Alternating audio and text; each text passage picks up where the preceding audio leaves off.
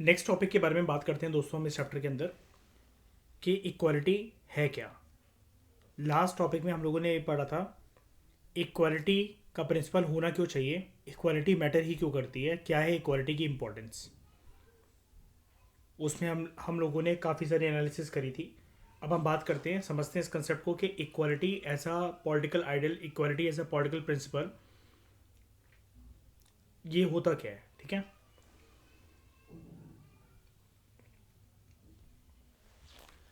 तो यहाँ पर देखो, राइटर आपको बता रहा है कि all of them makes distinction between human beings on grounds of race and color, and these appear to most of us as unacceptable। ये जितनी भी चीज़ें समाज के अंदर देखने को मिलती है, जैसे मतलब मान लो कि ये कह रहा है कि आप इमेजेस की तरफ देखो, coloured served in rear, drinking fountain white coloured, restrooms for white only. मतलब अलग अलग कंट्री में अलग अलग जगहें हैं। ये कुछ रीजन्स ऐसे हो सकते हैं देश के, जैसे आप साउथ अफ्रीका में अपार्थीड सिस्टम को देख लो, कि जहाँ पर डिस्क्रिमिनेशन हो सकती है लोगों को लेकर on the basis of their race और on the basis of their colour. ठीक है, और काफ़ी सारे लोग समाज में ऑब्वियस ही बात है इन सब चीज़ों को अनएक्सेप्टेबल मानेंगे। इस तरह की जो डिस्टिंक्शंस होती हैं they violate our intuitive understanding of equality. जब हम बात करते हैं कि समानताओं की, कि सारे लोग एक जैसे हैं, सारे लोग एक समान हैं, तो फिर ये जो प्रिंसिपल है जिसको हम फॉलो करना भी चाहें लेकिन आसपास अपने होते हुए ये देखें, तो फिर इंसान को वो चीज़ सही नहीं लगती है। जो कि इक्वालिटी का प्रिंसिपल हमें ये बताता है कि सभी के सभी जो इंसान हैं they should be entitled to the same respect and consideration because of their common humanity. सब लोगों का बेसिक अस्तित्व क्या है? सब लोगों का बेसिक अस्तित्व है कि वो इंसान है, वो ह्यूमन बीइंग है। तो एक कॉमन ह्यूमैनिटी तो है जिसको आईआर के कंटेक्स्ट में कहा जाता है कि दुनिया में हमें ना अपनी ये जो पैरोकियल आइडेंटिटीज होती है ना, कि जैसे मैं इस रीजन से बिलोंग करता हूँ या करती हूँ, मैं इस स्टेट से बिलोंग करता हूँ या करती हूँ, मैं इस नेशन स्टेट का पार्ट हूँ। ठीक है, या फिर जेंडर के बेसिस पर, कलर के बेसिस पर, caste, religion, race, sex, place of birth, इन सब के बेसिस पर हमें अपनी आइडेंटिटी छोड़कर कंसेप्ट अपनाना चाहिए कि हम सारे लोग एक ग्लोबल विलेज का पार्ट हैं।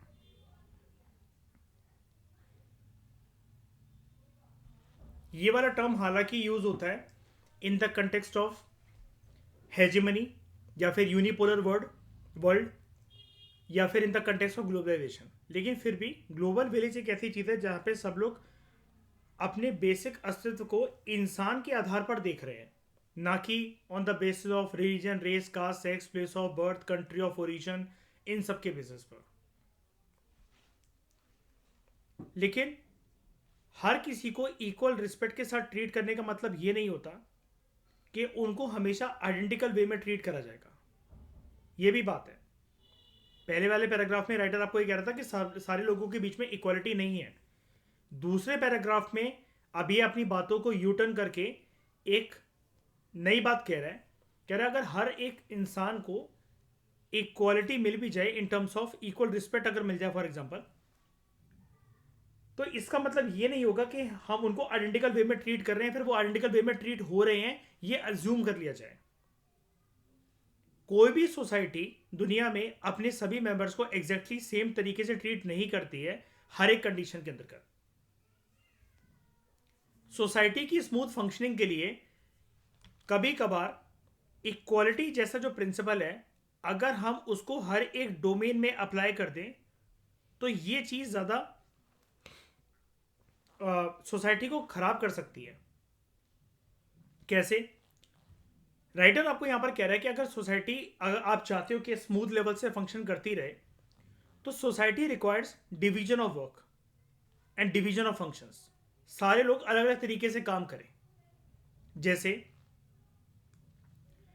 इकोनॉमिक्स के अंदर याद है आप लोगों को एक चीज, हम लोग बात करते हैं डिवीजन ऑफ वर्क की। अगर मनी इन्वेंट नहीं हुआ होता तो हम लोग कहते हैं ना शाइनी कि सब लोग फिर खेती बाड़ी ही कर रहे होते।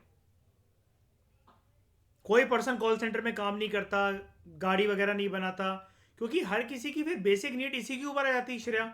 बार्टर इकोनॉमी के अंदर कि हर किसी को बेसिक लेवल पर अपने खाने पीने के लिए अनाज एक्सचेंज करना है, तो क्यों ना खेती बाड़ी करो। आपके गुड्स या आपकी सर्विसेज हो सकता है किसी को नहीं चाहिए हो, क्योंकि जब तक बार्टर इकोनॉमी के अंदर कोई भी ट्रांजैक्शन तब तक सक्सेसफुल नहीं हो सकती जब तक आवश्यकताओं का दोहरा सहयोग ना हो, जिसको इंग्लिश में कहते हैं डबल कॉन्फिडेंस ऑफ वांट्स ना हो। If the principle of double confidence of wants is missing when you are transacting under a barter exchange economy, तब तक आपकी वो ट्रांजैक्शन इनकम्प्लीट ही रहेगी, क्योंकि जो चीज आपको चाहिए वो सामने वाले के पास अवेलेबल है, लेकिन आप जो उसको दे रहे हो वो उसको नहीं चाहिए। सिमिलरली अगर हम इसको पॉलिटिकल कंटेक्स्ट में पढ़ें, इसको इक्वालिटी के प्रिंसिपल के अंदर देखें, तो एक सोसाइटी की स्मूथ फंक्शनिंग के लिए हर कोई अलग अलग प्रकार से काम करेगा तो ही सोसाइटी स्मूथ तरीके से रन कर सकती है। जैसे समाज में सारी चीज़ों की व्यवस्थाओं के बीच में कुछ फंक्शंस हैं, कुछ रोल्स हैं, लाइक नालियां गटर साफ होने चाहिए, पार्क में पेड़ पत्ते पौधे घास टाइम टू टाइम काटी जाए, इकोनॉमी को बूस्ट करने के लिए बिजनेस जो है वो रन करें, सामान को बेचने के लिए वेंडर्स होने चाहिए, लाइक वेजिटेबल वेंडर, सब्जी वाले। अगर इस समाज में जहां पर मैंने एक ये वेब बनाया है,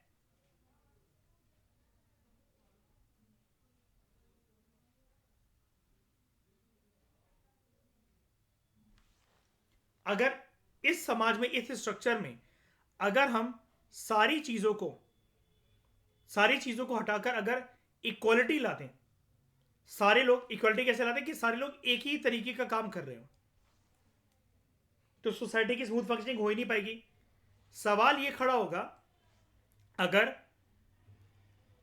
हर किसी को बोल दिया जाए कि तुम बिजनेस करो, तुम पार्क में काम करो, तुम सब्जी बेचो, तो सवाल ये उठता है फिर शहरों में जो ये नाले गंदगी जो आएगी, जो गटर का पानी होगा, इसको कौन साफ करेगा।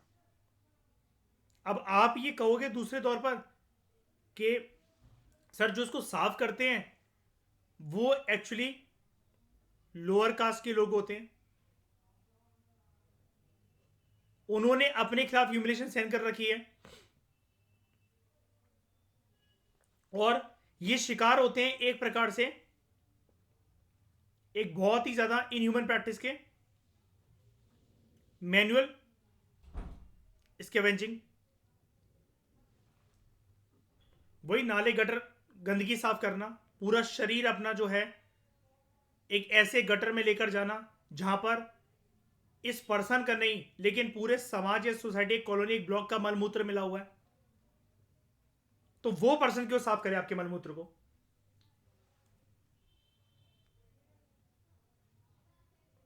अब ये एक पैराडॉक्सिकल सिचुएशन है, ये डायलेमेटिक सिचुएशन है, बिकॉज इसके अंदर बात ये हो रही है कि भाई इक्वालिटी का प्रिंसिपल अगर मिसिंग हो जाए, अब इसी एग्जांपल से देख लो, रियलिस्टिक एग्जांपल ये ले लेते कि तो भाई ये गटर कौन साफ करेगा फिर समाज के।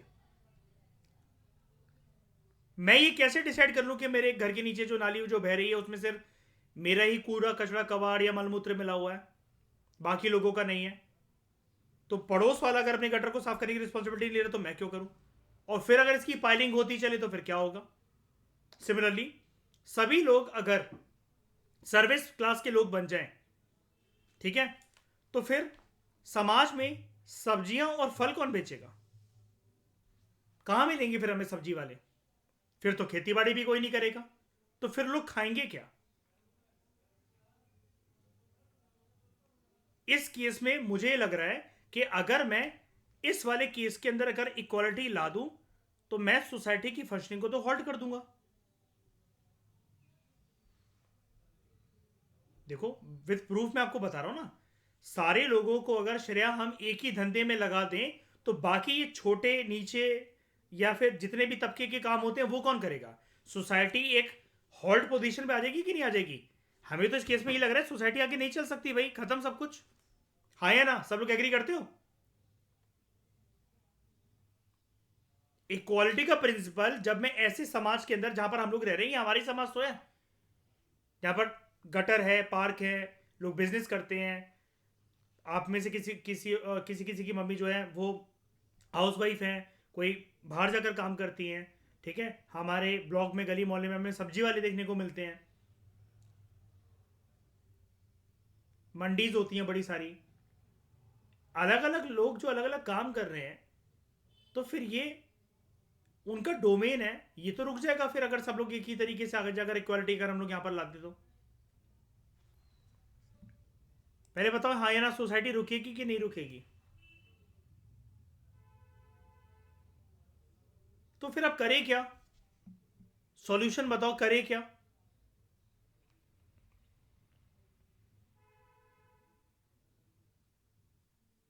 यहां पर इक्वालिटी ऑफ वर्क तो समाज के लिए विनाशकारी है ना। मैं आपको डायलेमा दे तो रहा हूं, डायलेमा से बाहर निकलो। इक्वालिटी ऑफ वर्क का मतलब है समाज कुछ टाइम पर हॉल्ट होकर खत्म हो जाएगा, ये कुछ नहीं रहेगा, लोगों की जान चली जाएगी, सब मर जाएंगे। तो फिर करें क्या? इसका आंसर ये होता है, हर एक पर्सन जो भी काम कर रहा है उसके रिस्पेक्टिव डोमेन में इक्वालिटी होनी चाहिए। समझ रहे हो? और वहां पर अगर कोई काम ऐसा है जो कि पर्सन की डिग्निटी के खिलाफ है, तो there is need of intervention by the state. मुझे एक बात बताओ, मैनुअल स्कैवेंजिंग, गटर को साफ करने के लिए, कूड़ा कचरा कबाड़ हटाने के लिए हमेशा क्या इंसान चाहिए हमें? कोई ना कोई इंसान लगेंगे ना, है ना? लेकिन भाई ये तो फिर एंटी ह्यूमन प्रैक्टिस भी है, क्यों शैनी? डिग्निटी के बियॉन्ड है। दूसरों का मलमूत्र कुछ गिने चुने लोग ही साफ क्यों करने हैं? ब्लॉक का, कॉलोनी का, एक सोसाइटी का, गली मोहल्ले का। आप अपने अपने म्युनिसिपल कॉर्पोरेशन को कंप्लेंट कर रहे हो कि गटर चौक हो गया, नाली चौक हो गई है, वो निकल नहीं रहा है, सड़क पर देखो सब गंदगी फैली हुई है गटर की, कितनी स्मेल स्मेल आ रही है इस पूरी गली में से, मोहल्ले में से। तो भाई वो तो समाज में, समाज नहीं, ये सोसाइटी या ब्लॉक में जो 150-200 घर है, ये तो उनका मल मूत्र है, तो गिने चुने 5 लोग क्यों साफ करने आए उसको? वो थोड़ी ना गंदा करके गए, उन्होंने थोड़ी ना सुसु पट्टी करी है वहां पर, वो तो बाकी लोगों का है ना, तो वो क्यों साफ करें? तो यहां पर इंटरवेंशन जो है स्टेट कैसे करेगा, गवर्नमेंट कैसे करेगी? सिंपल सा सॉल्यूशन ओरिएंटेड बन जाओ, ऐसे किसी कंटेक्स्ट में इंट्रोड्यूस टेक्नोलॉजी। आजकल आप लोगों ने देखा होगा, ये जो गटर वगैरह कभी साफ होते हैं, कभी आपने जैसे निगरानी में आया हो आपके, कुछ जनरेटर टाइप स्ट्रक्चर जो वो पाइपें डालकर गटर में डाल दिए जाते हैं, है ना? और वो धुआं धुआं धुआं करके पूरे का पूरा गटर साफ कर देते हैं, राइट? खींच लेते हैं ना उसको, सक्शन जो पंप होता है उसका, ऐसी साफ सफाई करी जाती है। लेकिन बहुत सारी जगह पर आज भी इंसान जो है गटर के अंदर एंटर करके पूरे शरीर को खराब करके वो एंटर करते हैं। ये तो फिर इनह्यूमन है ना, और फिर उसको डिसीजेस वगैरह भी लग सकते हैं।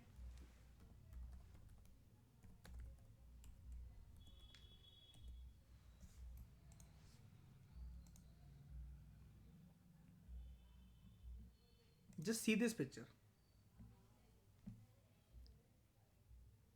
ये इसका कचरा कबाड़ तो नहीं है जो यहां पर उतरा हुआ है।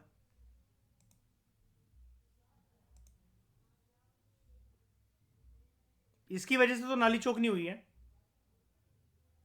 ये क्यों रिस्पॉन्सिबल बने? नीचे टाइटल देखो, manual scavenging India dirty secret. कचड़ा इमेजिन कर पा रहे हो? देखकर वॉमिटिंग आ जाए।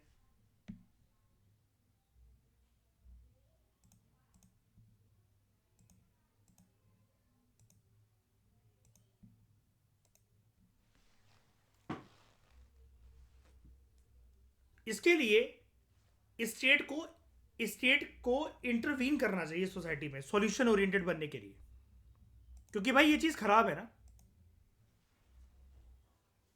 कभी कोई एक विधायक, सांसद अपने प्रधानमंत्री, राष्ट्रपति कूदेंगे करने के लिए? झाड़ू लगाते हुए अपने आप को दिखाते हैं, मैनुअल स्कैवेंजिंग में जो इंसान अपनी डिग्निटी को खोकर गटर नाले में मलमूत्र साफ करने के लिए उतरा हुआ है, मोदी करेंगे ये काम? जैसे उसने डुबा रखा था अपने आप को कि द्रौपदी मुर्मू करेंगी। तो ये बात आ जाती है यहां पर कि जिस रिस्पेक्टिव डोमेन में समाज के लोग हैं उनको वो वाला काम करने देना चाहिए। यहां पर इक्वालिटी ऑफ वर्क अगर आया तो समाज ठप हो जाएगा। सारे लोग अगर सर्विस क्लास के लोग बन जाएं, सारे लोग गटर ही साफ करते रह जाएं, सारे लोग पार्क में ही काम कर रहे हैं, सारे लोग सब्जी ही बेच रहे हैं, सारे लोग बिजनेस ही रन कर रहे हैं, तो फिर समाज चलेगा कैसे? समाज मल्टीपल एक्टिविटीज की वजह से चल रहा है ना भाई। सब लोग गाड़ियों का काम कर रहे हैं तो गाड़ी कौन ठीक करेगा?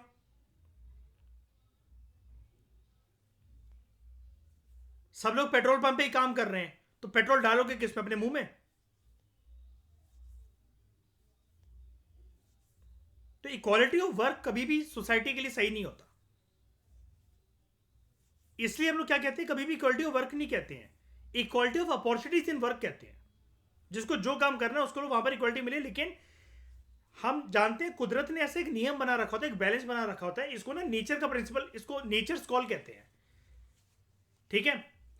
बैलेंसिंग प्रिंसिपल नेचर का, कि कुदरत ने हर किसी को सेम डिग्री नहीं दे रखी है, सेम होशियार नहीं बना रखा है। अगर बना रखा है तो उतनी जॉब्स नहीं मिलेंगी, या आप किसी एक ऐसे देश में ऐसी जगह पर पैदा हो गए जहां पर आप टैलेंटेड बहुत हो लेकिन आपके टैलेंट की कोई कदर नहीं होगी, भेदभाव होगा। इसको ना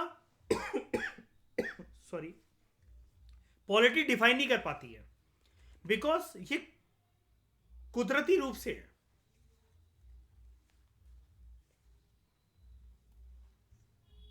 अब इस दुनिया में सबसे ज्यादा पैसा बताओ कौन से रिलीजियस कम्युनिटी के पास है? बताओ। पारसीज के पास। दुनिया के सबसे बड़े बैंकर वो, सबसे बड़े ट्रेडर्स वो, सबसे बड़े इंडस्ट्रीज पारसीज। पूरी दुनिया की बात कर रहा हूं मैं। वर्ल्ड की जीडीपी पारसीज के हाथ में है। लेकिन बच्चे नहीं बढ़ रहे आगे, आबादी नहीं बढ़ रही आगे। क्यों? मुसलमानों के कंपैरिजन में भी और ज्यादा उनसे क्लोजली शादी करते हैं, और ज्यादा सगे रिश्तों में। अगर मुसलमान 3 स्टेप दूर शादी कर लेते हैं कि कजन बहन की कोई दूर की कोई लगती है उससे शादी कर रहे, तो ये और क्लोजली कर लेते हैं शादी, और उसकी वजह से बच्चे पैदा नहीं हो पा रहे इनके। सरकार ने, हमारी सरकार नहीं, देख लो जो महाराष्ट्र रीजन में जो पारसीज रहते हैं, मतलब कॉन्सेंट्रेटेड होने को तो वो कहीं पर भी हो सकते हैं। वेस्टर्न इंडिया में हमारे बहुत ज़्यादा पारसीज मिलते हैं, स्पेशली महाराष्ट्र स्टेट में। तो स्कीम चलाई थी मोदी जी ने आने के बाद ही सरकार ने, क्या? Jiyo Parsi and Jiyo Parsi 2.0।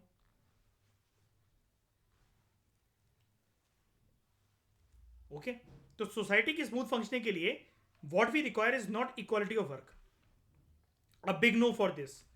This will be vinashkari for the society. But what we need is division of work. सारे लोग अलग अलग काम करें, तभी सोसाइटी की स्मूथ फंक्शनिंग हो सकेगी।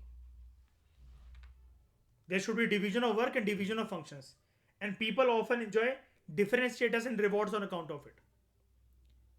बहुत बार ऐसा होता है, ये जो डिफरेंसेस ऑफ ट्रीटमेंट दे में अपीयर एक्सेप्टेबल और इवन नेसेसरी। जैसा कि मैंने अभी आपको बताया, ये सारे लोग, अगर कोई गटर साफ कर रहा है, कोई पार्क साफ कर रहा है, कोई बिजनेस कर रहा है, कोई सब्जी बेच रहा है, ये जरूरी है ना? और एक्सेप्टेबल है कि नहीं आप लोगों के लिए? बताओ।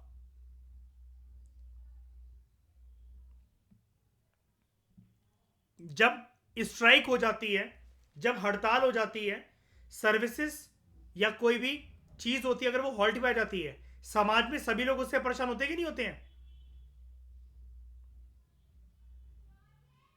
1970 में नेशनल लेवल पर एक स्ट्राइक हुई थी। इमरजेंसी वाले चैप्टर में पढ़ रखा है ना आप लोगों ने? क्या था उस पर्सन का नाम? कौन सा लीडर था वो जिसने नेशनल लेवल पे जो स्ट्राइक है उसको कॉल करा था, बुलाया था? Railway strike. जॉर्ज फर्नांडिस। और जेल से उसने इलेक्शंस लड़े थे और जीत गया था। तो बेसिकली क्या है कि अगर कोई भी चीज़ की हड़ताल हो, कोई बंद हो, कोई चक्का जाम हो, यानी कि सोसाइटी का कोई भी एक भी काम अगर हॉल्ट पर आ जाए, मतलब अगर रुक जाए, वो हॉल्ट हो जाए, तो समाज देखो कैसे पैरालाइज होना शुरू कर देता है। अपनी मम्मियों को ही देख लो, अगर उन्होंने मेड को भेजा है या खुद गई हैं, और अगर उनको ये आ गया कि अभी वो सब्जी बनाने के लिए बैठी हुई हैं और कोई भी आज सब्जी वाला नहीं निकला, तो बस तुम तो गए बेटा। तो people often enjoy different status and rewards on account of it. At times, these differences of treatment may appear acceptable or even necessary. For example, we usually do not feel that giving prime ministers or army generals a special official rank and status goes against the notion of equality. हमें तो नहीं लगता ऐसा। ज़रूरी है भाई, कोई ना कोई विधायक बने, सरकार बनाए, सांसद बने, नेशनल लेवल पर गवर्नमेंट बने, देश की मशीनरी को कोई ना कोई कंट्रोल करे। How can you ensure everything from maintaining the health of the economy to ensuring the internal security of country, threat against uh, uh, external threats against security.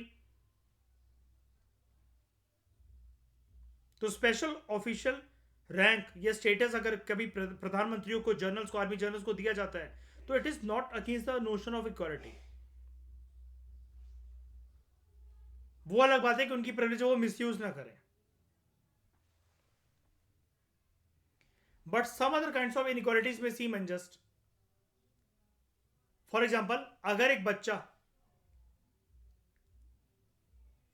एक ऐसी जगह पर पैदा हुआ है जो कि स्लम एरिया है, जहां झोपड़पट्टियां बनी हुई हैं, और उसको जीवन में न्यूट्रिशियस फूड जब मिलना चाहिए जिस एज में वो नहीं मिल पाता, या अच्छी शिक्षा नहीं मिल पाती,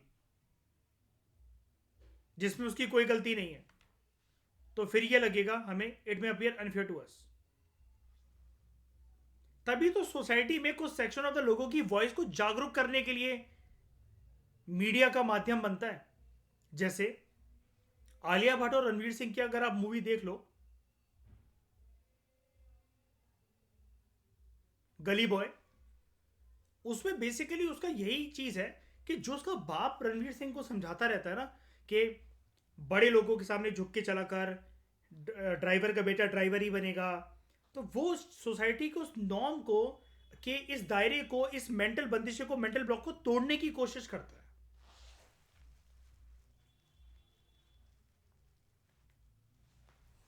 फर्जी के अंदर जब शाहिद कपूर लोन माफ करवाने जाता है अपने नाना का, और जिससे उनके नाना ने लोन ले रखा होता है, उनकी प्रेस जिसके पास गिरवी पड़ रखी होती है बाप बेटे के पास, और जब वो निराश होकर आता है कि वो बोलता है एक ही महीना तेरे पास, तू बचा सकता तो बचा ले, लेकिन तेरा कर्जा इतना बड़ा कि तू 100 सालों में भी नहीं चुका पाएगा उसे।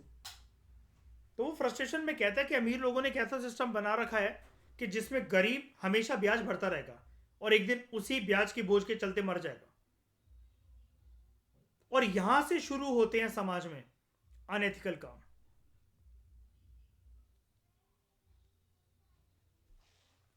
यूपीएससी या फिर आई थिंक यूपीपीएससी में केस स्टडी आई थी, आई एम नॉट श्योर किसी एग्जाम में आई थी या फिर मैंने उसको कहीं अटेंड करा है, विजन आईएएस की टेस्ट सीरीज वगैरह में, मुझे नहीं पता, लेकिन एक केस स्टडी में ये था, वो सेम बॉलीवुड वाला एक उन्होंने एक थीम अपना रखी थी कि एक लड़के की माँ बहुत बीमार है और उसके पास पैसा नहीं है, और जो कॉन्ट्रैक्टर था उसने उसको पैसा नहीं दे रखा जहाँ पर वो काम करता है, और बिल्कुल मरने की कगार पे, अगर कुछ दवाइयाँ नहीं मिली अगर उसकी मम्मी को मतलब कुछ घंटे के अंदर, तो उसकी मम्मी मर जाएगी।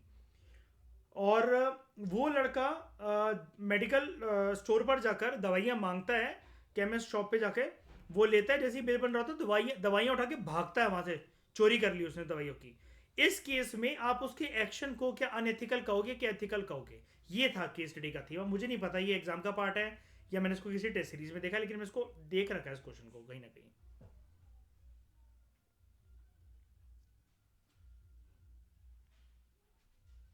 इस केस में आप, कोई कोई ऑब्जर्वर होगा ना सामने, तो वो कहेगा भाई दवाई उठाकर भाग रहा है, लेकिन जब कोई उसको पकड़ेगा ना, तो ये वो सोचेगा भी, या भागते हुए भी कोई उसको देखेगा भी कि भाई ये दवाई चोरी करके क्या कर लेगा। दो चार लोग देखने वाले वो ये होंगे कि शायद से इसने कोई डीकोल टोटल जैसा कफ सिरप या वो लिया होगा नशा करने के लिए, इसलिए लेकर भाग रहा है नशेड़ी साला। लेकिन जब कोई देखेगा कि भाई ये परेशान सा लग रहा है, जो भी लग रहा है, ये फिर दवाइयां लेकर क्यों भागेगा कोई, तो वो ये भी कहेगा कि हो सकता है और यार कोई जेन्युइन दिक्कत हो। इवन इस केस में हो सकता है कि जो पुलिस वाला अगर उसको पकड़ ले तो वो भी नरम पड़ जाए जब वो अपनी प्रॉब्लम सुनाए। तो ये वाला काम एथिकल हुआ क्या अनएथिकल हुआ, अगेन एक बहुत बड़ा क्वेश्चन। तो एक ऐसा बच्चा जो कि स्लम एरिया के अंदर पैदा हुआ, जिसकी कोई गलती नहीं है, जिसको बोला जाता है कि अपने सपने इतने ऊंचे मत करो, हौसलों को इतना बुलंद करके मत देखो, हमेशा अपनी दायरे के अंदर रहकर काम करो, जिसको न्यूट्रिशियस फूड नहीं मिल रहा, अच्छी शिक्षा नहीं मिल रही है, तो ये हमें लगता है कि अनफेयर है। और ये डिवीजन क्यों है भाई? स्लम एरिया के अंदर पैदा होना दिक्कत नहीं है, दिक्कत ये कि नेशन स्टेट में स्लम है ही क्यों साला? क्यों बना रखी है स्लम? आप नायक मूवी देखो अनिल कपूर की, तो परेश रावल जो उसका सेक्रेटरी होता है एक दिन के लिए, वो उससे पूछता है कि सर आप भी क्या रोटी कपड़ा चावल कंबल बांटने आए क्या इन स्लम एरियाज में, झोपड़ा पट्टियों में? तो अनिल कपूर एक बहुत बोल्ड स्टेटमेंट देता है, कभी आप उसको ध्यान से देखो, कि मेरे हिसाब से देश में झोपड़पट्टी ही नहीं होनी चाहिए। वो क्यों बोलता है वाली बात? क्योंकि देश में झोपड़पट्टी होने का मतलब है कि नेशन स्टेट का फेलियर दिखता है उसके अंदर। ये स्लम एरिया जो है, जहां पर लोग जो है मजदूर हैं, मतलब आज रोटी खाली कल का पता नहीं है, तो ये नेशन स्टेट की वजह से भाई असमानता तुमने क्रिएट कर रखी है। अंबानी जिस लेवल पे इनकम जो कमा रहा है, तो वो हमारे पास अपॉर्चुनिटी क्यों नहीं है कि एग्जाम तो कंडक्ट करवा के देख लो, फिर देख लो बाप कौन है, लड़वा कर देख लो, किसी चीज में प्रूव करने को देख लो, ग्राउंड तो फेयर रखो समाज के अंदर।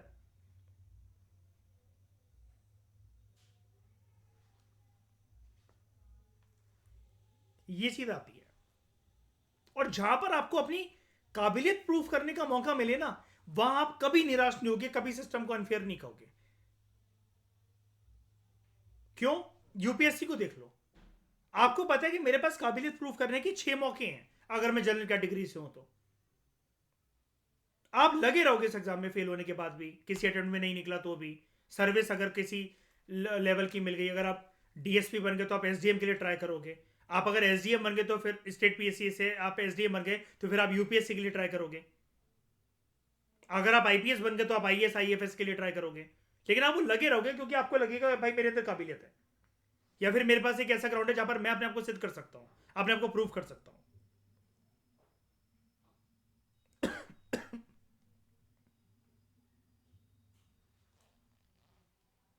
तो question that arises is which distinctions and differences are acceptable and which are not. When people are treated differently just because they are born in a particular religion or race or caste or gender, ये हम मानेंगे कि this is regarded as unacceptable form of inequality.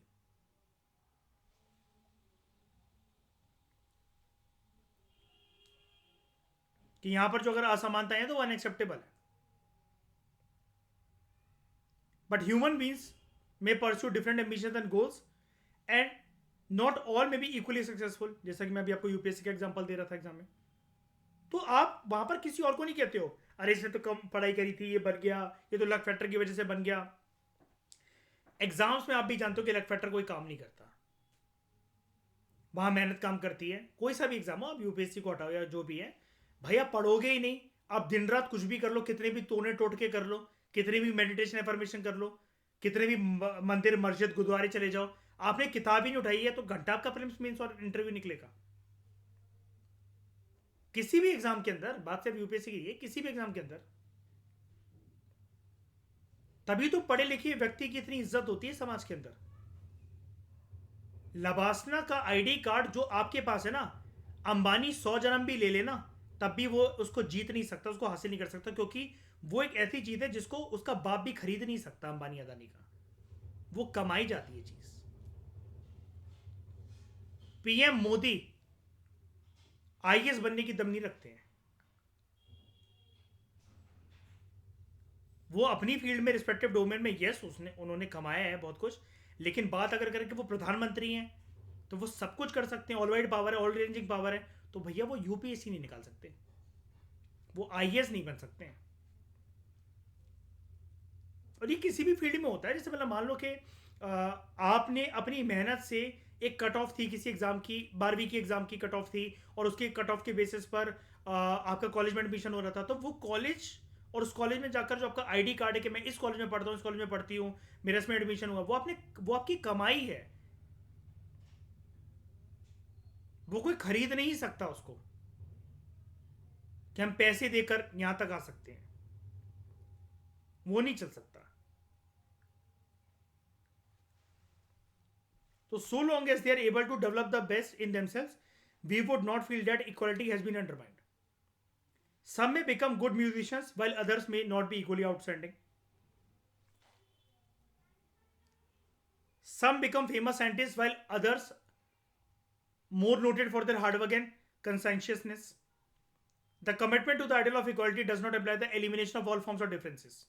देखो अब ये conclusion क्या दे रहा है इस वाले पैराग्राफ में, कह रहा है अगर आप इक्वलिटी के प्रिंसिपल को मानते हो, आइडियल को मानते हो, इसका मतलब ये नहीं है कि सभी प्रकार की जो असमानताएं हैं आप उसको एलिमिनेट कर दो, कि सभी लोगों की इक्वल फुटिंग पे लाकर खड़ा कर दो, कि सब लोग चलो सब्जी बेचो, अब सब लोग ही सब्जी वाले हैं, कोई भेदभाव नहीं है लोगों के बीच में, तो समाज उससे नहीं चल पाएगा। ये बहुत इम्प्रैक्टिकल सी चीज है बोलना। सभी लोग अगर सरकारी नौकरी में आ गए ना, तो फिर प्राइवेट काम कौन करेगा? और सभी लोग प्राइवेट उस दायरे के अंदर चले जाएं तो डिसीजन मेकिंग कौन करेगा? हर समाज के सोसाइटी के अपने अपने वो है। अमेरिका बनता होगा अपने आप को कि भाई हमारी हाईएस्ट जीडीपी है, ये है वो है, हम हेजिमोनिक कंट्री है, यूनिपोलर वर्ल्ड स्ट्रक्चर हमने बना रखा है। आप अमेरिका में लोगों की हालत देखो,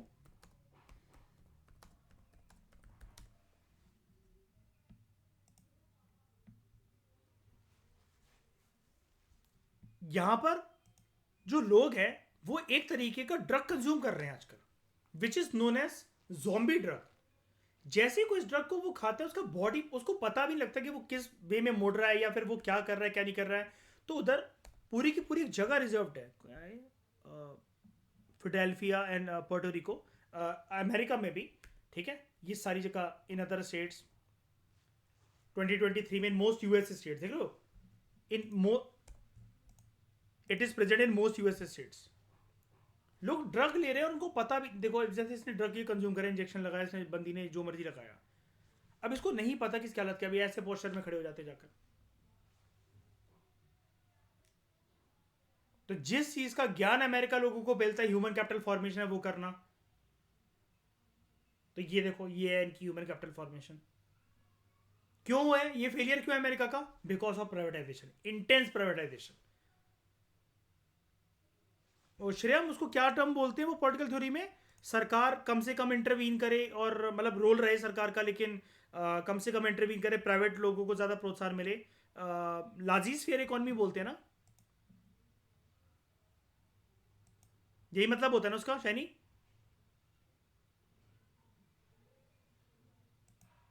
ये अमेरिका की हालत है देखो, ह्यूमन कैपिटल फॉर्मेशन, लाजीज फेयर बोलते हैं ना। ये देखो ज़ॉम्बी ड्रग यहां पर कंज्यूम करते हैं लोग, जाइलिन।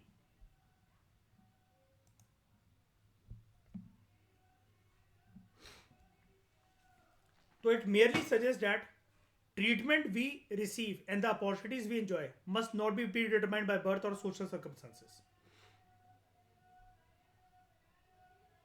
तो इक्वालिटी का प्रिंसिपल ये कहता है कि जो ट्रीटमेंट हमें जो मिलता है, जो अपॉर्चुनिटी जो हम एंजॉय करते हैं, ये कोई प्री डिटर्मिनेशन नहीं है कि हम ये इस हमारा जन्म इसमें हुआ था या सोशल सर्कमस्टेंसेस हमारे ऐसे हैं।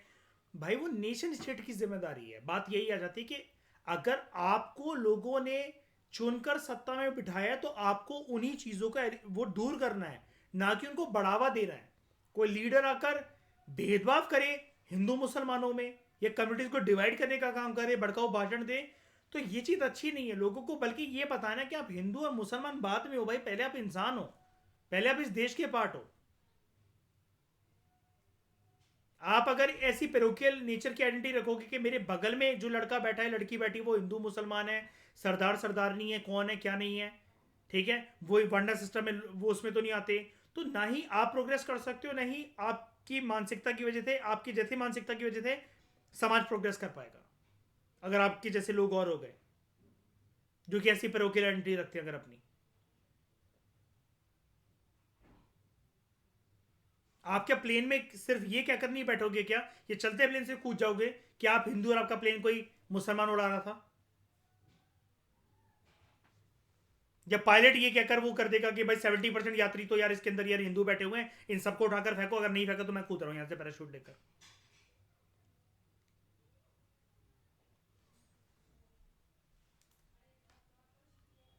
तो it merely suggests that treatment we receive and the opportunities we enjoy must not be predetermined by birth or social circumstances. फिर जो हम बात कर रहे थे, देखो मैंने आपको बोला ना, हम इक्वालिटी ऑफ वर्क की बात नहीं करते कभी भी, हम लोग हमेशा बात करते हैं इक्वालिटी ऑफ अपॉर्चुनिटीज। यस, वही मैंने कहा ना, आप ना फेयर ग्राउंड बनाओ एक बारी, आप एक बारी फेयर कंपटीशन इंट्रोड्यूस करके तो देखो। हाँ, फिर अगर मैं हार गया तो मैं मानूंगा कि हाँ मैं हार गया, कोई बात नहीं, मेरी गलती है, मैं अपने आप को सुधार सकता हूं। लेकिन जो चीज जिसका मुझे हमें भनक तक नहीं है, लेकिन समाज में कुछ लोगों को वो कुछ रास्तों की वजह से मिलती चली गई और बाकियों को नहीं मिल रही है, तो वो चीज फिर अनफेयर है। The concept of equality implies that all people, as human beings, are entitled to the same rights and opportunities to develop their skills and talents and to pursue their goals and ambitions. इसका मतलब ये है कि समाज में जो लोग हैं, they may differ with regard to their choices and preferences. They may also have different talents and skills, which results in some being more successful in their chosen careers than others. But just because some become good cricketers, ace cricketers, or successful lawyers, it does not follow that society should be considered unequal. क्योंकि वो भाई अपनी मेहनत से बने हैं, ठीक है। हाँ, एक बात जरूर आती है, एक बात को डिनाई नहीं करा जा सकता कि पर्सनल लाइफ में लोगों के सरकमस्टांसेस अगर अलग थे, लेकिन वो दो चीजें हैं, पर्सनल लाइफ में लोगों के सरकमस्टांसेस अलग थे, एक थे सोशल सरकमस्टांसेस, ठीक है, और एक थे पर्सनल सरकमस्टांसेस, और तब वो पर्सन कुछ नहीं कर पाया। फिर इस चीज में एक चीज आ जाती है कि जो आप ये डिबेट कर रहे हो कि इक्वालिटी और इनइक्वालिटी की, यहां पर थोड़ा सा फर्क आ जाता है। मैं कहना क्या चाह रहा हूं अभी बताता हूं। पर्सनल लाइफ में जो सोशल डिफरेंसेस हैं, सोशल डिफरेंसेस मतलब मान लो कि वही जैसे एक पर्सन स्लम एरिया में पैदा हुआ, उसको मौका नहीं मिला, कमाई का कोई साधन नहीं है, बाप दादा शुरू से गरीब रहे हैं, ठीक है, ये इसका ब्लेम सरकार के ऊपर है, इसका ब्लेम नेशन स्टेट के ऊपर है कि उनकी व्यवस्था सही नहीं रही है। लेकिन पर्सनल लेवल पर अगर कोई डिफरेंसेस हैं, may not got do so, अगर कोई पर्सन डिसेबल्ड है और तब वो कह रहा है कि मैं एक बेस्ट एथलीट बनना चाहता था इस देश का, तो इसमें ये एक नेचर्स कॉल है, this is an act of God. उस केस में वो इनइक्वालिटी आपको लग रही है, ठीक है, लेकिन वो कुदरत की वजह से है, वहां पर आप समाज के या किसी स्ट्रक्चर को ब्लेम नहीं कर सकते हो। लेकिन यस, आपके लिए समाज सहूलियत ऐसी बनाए, समाज इन द सेंस के नेशन स्टेट सहूलियत ऐसी बनाए कि आपका जीना बहुत स्मूथली हो जाए और किसी भी प्रकार की मुशक्कत या फिर भेदभाव आपको फील ना हो। लाइक स्पेशल रैम्प्स इन बसेस, ठीक है, कोई डिसेबिलिटी, अगर फिजिकल डिसेबिलिटी है, या फिर अगर कोई किसी को ज़्यादा सेफ्टी प्रोवाइड करनी है, लाइक किसी औरतों को, बच्चियों को, तो मेट्रो में पहला जो कोच है वो रिजर्व करना कि इसमें से महिलाएं ट्रैवल कर सके सेफ तरीके से, उनको भीड़ भड़का, छेड़छाड़, कोई इधर टच कर रहा है उधर टच कर रहा है पसंद नहीं है तो एक डब्बा आरक्षित कर देना।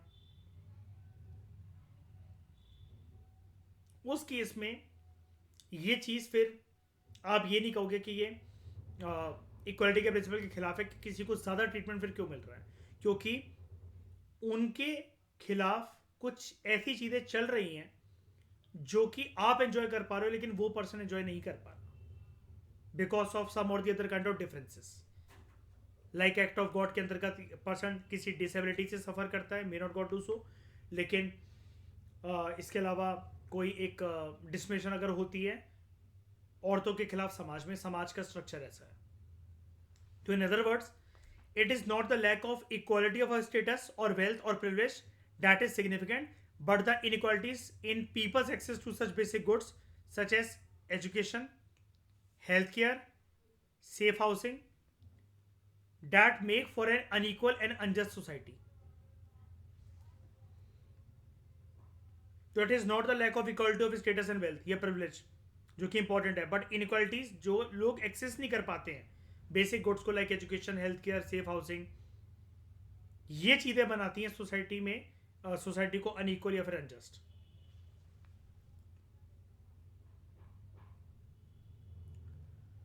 तो इस डिस्कशन में दोस्तों इतना ही. नेक्स्ट लेक्चर के अंदर हम लोग बात करेंगे नेचुरल एंड सोशल इनइक्वालिटीज के बारे में. इसलिए मैंने आपको इस टॉपिक से पहले इंट्रोड्यूस करवा दी. यहाँ पर एक एक्ट ऑफ गॉड की वजह से जो कुदरत ने खुद बना रखी हैं इनइक्वालिटीज, और एक समाज में रहने वाले लोगों की वजह से या फिर समाज में स्ट्रक्चर की वजह से जो इनइक्वालिटीज देखने को मिलती हैं. छोटे छोटे एग्जांपल्स लाइक जैसे अगर एक लड़का है एक लड़की है तो लड़के को ज़्यादा फीड करना with good milk and nuts, ये देख करके उसको आगे चलकर काम करना है, फैमिली संभालनी है, वो ब्रेड बेनर होगा, वो ब्रेड अर्नर होगा, और लड़की तो पराए घर की चीज़ है, उसने तो चले जाना है, तो इसके ऊपर इतना खर्चा वगैरह क्यों करना. ये होता है सोशल इनइक्वालिटीज. और नेचुरल वो जो कुदरत ने आपको दे रखी है. किसी के हाथ पैर ही खराब है, भगवान ना करे, और वो कुछ करना चाहे कि जो दूसरे लोग कर रहे हो जिसमें उसके हाथ पैरों की बहुत ज़रूरत है, तो वो नेचुरल इनइक्वालिटी है. नेशन स्टेट क्या कर सकता है? नेचुरल इनइक्वालिटीज के लिए जो ऐसे लोग जो नेचुरल इनइक्वालिटी से सफ़र कर रहे हैं, ठीक है, उनके लिए जीना आसान बनाए उनके जीवन को. और सोशल इनइक्वालिटीज में समाज में स्ट्रक्चर ऐसा हो कि सोशल इनइक्वालिटीज जैसी कोई चीज़ होनी नहीं चाहिए. लेकिन इसका मैं दूसरा मतलब भी आपको समझाऊंगा कि प्राकृतिक रूप से, जैसे मैं हमेशा बोलता रहता था ना आपको लक्ष्मीकांत में, यही है वो टॉपिक जिसको मैं आपको बोलता रहता था, जिसके ऊपर कि समाज में बड़े सारे टाइम तक अगर कोई सोशल इनइक्वालिटीज चल रही हो, वो चलते चलते चलते चलते सालों सालों तक इतनी ज़्यादा हो जाती हैं, इतना ज़्यादा लंबा समय ले लेती है, इतनी जड़ तक बस जाती हैं, इतना फैल जाती हैं कि लोगों को लगता है ये नेचुरल इनइक्वालिटी है. लाइक वर्ना सिस्टम, औरतों के खिलाफ अत्याचार, उनको घर में काम वाली बाई समझना, बच्चे पैदा करने की मशीन समझना, ये सोशल इनइक्वालिटी जो बड़े टाइम तक जो चलती चली आती हैं वो नेचुरल लगने लग जाती हैं और वो कंटिन्यू भी रहती हैं. लाइक सती प्रथा, एंटी ह्यूमन है, सब कुछ है, लेकिन परंपरागत रूप से लोगों ने इसको परंपरा ट्रेडिशन के रूप में माना, तो वो चलता चला गया जब तक एक्ट्स के थ्रू, पॉलिसीज के थ्रू, सोशल रिफॉर्मर्स के थ्रू इंटरवेंशन के बाद इसको स्टॉप नहीं करवाया गया. कि समाज ने भेदभाव बना रखे हैं कि कुछ औरतें मंदिर मस्जिद में एंटर नहीं करेंगी, ठीक है, तो वो नेशनल इक्वालिटी लगने लगा कि हाँ औरतों को एंटर नहीं करना चाहिए प्रेमाइसेस के अंदर. लेकिन वहीं पर फिर जुडिशरी की इंटरवेंशन, रूल ऑफ लॉ की इंटरवेंशन, तब जाकर वो इनइक्वालिटी का हटना और इक्वालिटी का आना, समानताओं का आना, ये पढ़ने वाले हैं हम नेक्स्ट टॉपिक के अंदर. ठीक है, तो इस डिस्कशन में दोस्तों फिलहाल इतना ही. Thank you very much for discussion.